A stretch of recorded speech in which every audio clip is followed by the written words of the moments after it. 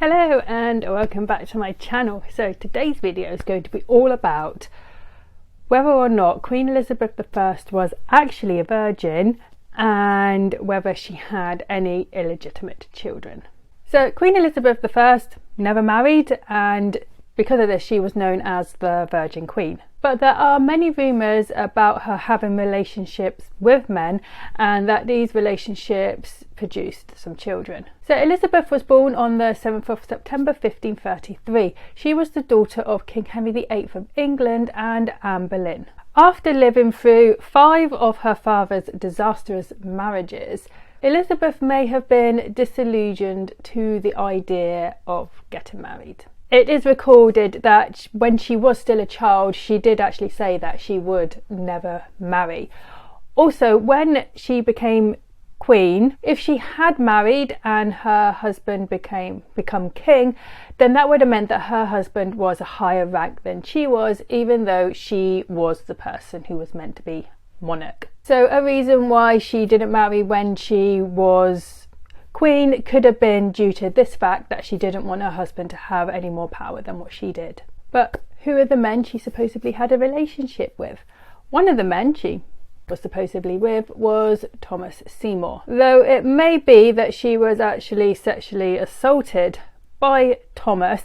But I would just like to point out that during the Tudor time there was really no concept of adolescence. You was a child and then you was an adult, and the ages of 14 or 15, it was perfectly reasonable to, especially in the upper classes, for someone to get married around that age. So Thomas Seymour was the brother of one of Elizabeth's stepmothers, Jane Seymour, and he had also married another one of her stepmothers, Catherine Parr. Catherine and Thomas had married after the death of King Henry. But after her father's death and before he had married Catherine, Thomas had actually asked then 13-year-old Elizabeth for her hand in marriage. It is possible that he asked Elizabeth for her hand in marriage so that he could gain more power.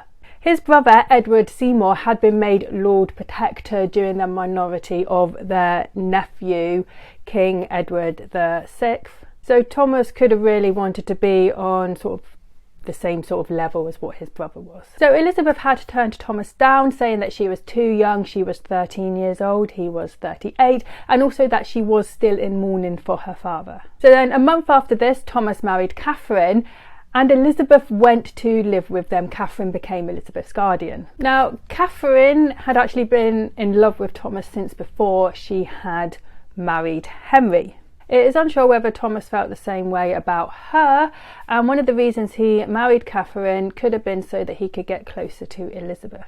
So Thomas started visiting Elizabeth early in the morning and even climbing in bed with her. Elizabeth wasn't too fond of Thomas visiting her in the morning, and according to her governess Cat Ashley, she would shrink away from him and started to get up early in the morning to avoid him. Sometimes when Thomas turned up at Elizabeth's bedroom, she would already be out of bed, but she would be still in his nightdress and he would still be in his nightgown. If Elizabeth was already dressed when he showed up, he would bid her good morning and then leave. So Cat Ashley was really concerned about these visits that he was making to Elizabeth, and she would go in and sit with Elizabeth in the morning in the hopes to stop the visits. In an inquiry in 1549, Cat said that she had told Thomas to go away for shame and told him word of his behaviour was getting out. Thomas maintained, though, that he meant no evil. But where was Catherine Parr when all this was going on? Well, sometimes she would join Thomas on his morning visits to Elizabeth, who was now 14 years old, and that they would tickle Elizabeth in her bed. Another time in the garden, Thomas wrestled Elizabeth to the ground and cut her gown into hundreds of pieces while Catherine held her. Now, while I was researching with this, one of the articles that I did read about it, the author of the article questioned held her how. Was she holding Elizabeth down so that Thomas could do what he was doing to her, or was she holding Elizabeth to protect her? But how did Elizabeth feel about this? We could not be sure. It was said that she blushed whenever his name was mentioned, and she may have had a mixture of sexual attraction to him, but also that feeling of being unnerved and frightened. So in the June of 1548, Catherine found Thomas and Elizabeth together. They were alone and in each other's arms. Catherine was not happy about this at all and sent Elizabeth away to another estate. Rumours started to go around that Elizabeth had given birth to Thomas's child, but modern historians dismiss this. Catherine Parr died in childbirth in 1548, and after this, Cat Ashley convinced Elizabeth that Thomas had actually been in love with her all this time and not Catherine. So Elizabeth began to become receptive to the idea of marrying Thomas. Now you might be thinking, well, you said that Cat Ashley was worried about what was going on between Thomas and Elizabeth. Well, that is what Cat told the investigation after Thomas's arrest for treason. So the scandal with Thomas Seymour basically ruined Elizabeth's reputation a bit. Her contemporaries blamed her for it all due to her mother's reputation as an adulteress. So another man who was supposedly Queen Elizabeth I's lover was Robert Dudley. Elizabeth and Robert had known each other since childhood, and when she became queen, she made him Master of the Horse. This role meant that she and Robert would have daily contact. The Spanish ambassador reported, "Lord Robert has come so much into favour that he does whatever he likes, and it is even said that Her Majesty visits him in his chamber day and night." So there were rumours that Elizabeth and Robert were to marry, but there was just one problem: Robert was already married. His wife was called Amy Robstart, and I did do a video about her death, which we will link at the top. But basically in 1560, Amy was found dead at the bottom of some stairs with a broken neck. Rumours went around saying that Elizabeth was involved in Amy's death so that she could marry Robert. But because of Amy's death, this meant that they could not marry, because then that would have made the rumours seem true. But even if Elizabeth and Robert didn't marry, did they have a sexual relationship? In 1587, a man was detained in Spain after being rescued from a shipwreck on the Biscayne coast. He was thought to be a spy, so was taken to Madrid, where he gave the name of Arthur Dudley. He said that his parents were Queen Elizabeth I of England and Robert Dudley. He said that Elizabeth's governess Cat Ashley had summoned a servant to court in 1561, saying that they needed to find a nurse for a newborn child that had been born to someone in the court. This servant was told to take the child and raise him as one of his own children. Now Arthur was raised as a gentleman. He was taught music, classical language, dance and arms. He had tried to run away as a youth so he could get a more exciting life, but he was found and taken to a palace in London where he met John Ashley, who told him that he was the one that had actually paid for Arthur's upkeep. Years later, when the servant who had raised Arthur was on his deathbed, he told him who his real parents were.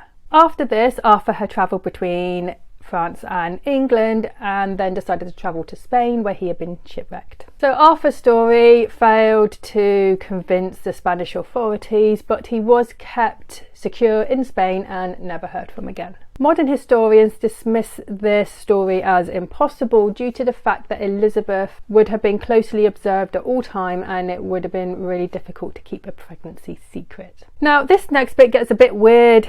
It involves Shakespeare and incest. It is known as the Prince Chuda theory or the Tudor Rose theory. This says that a whole load of men were sons of Elizabeth I and that they were also Shakespeare. Orville Ward Owen believes that Francis Bacon, 1st Viscount St Albans and Lord Chancellor of England under King James I, was actually Shakespeare. Owen claims to have discovered a secret cipher in Shakespeare's work, which reveals that Queen Elizabeth had secretly married Robert Dudley and that they had had 2 children together, Francis Bacon and Robert Devereux, 2nd Earl of Essex. Now Robert Devereux was actually a favourite of Queen Elizabeth right up until 1601, when he was executed for treason. So according to Owen, Bacon was actually the true heir to the English throne and that he wrote all about this in the Shakespeare plays. Now this theory also says that Edward de Vere, 17th Earl of Oxford, was also Shakespeare, and that he and Elizabeth have had a relationship and they had a son together who was raised as Henry Worthesley, 3rd Earl of Southampton. Now, Percy Allen,